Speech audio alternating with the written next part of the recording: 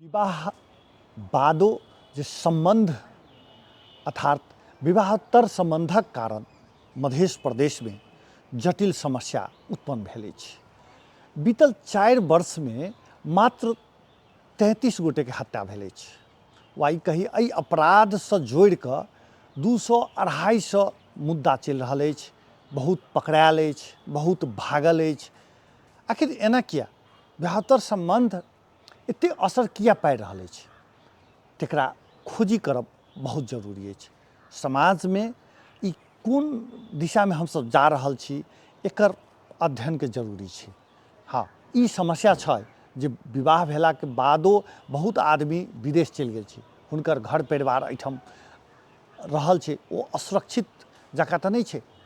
ई एकटा बहस के विषय भऽ सकैए। 33 गोटे के मरब एहि कारण से 200-250 मुद्दा चलि रहल अछि।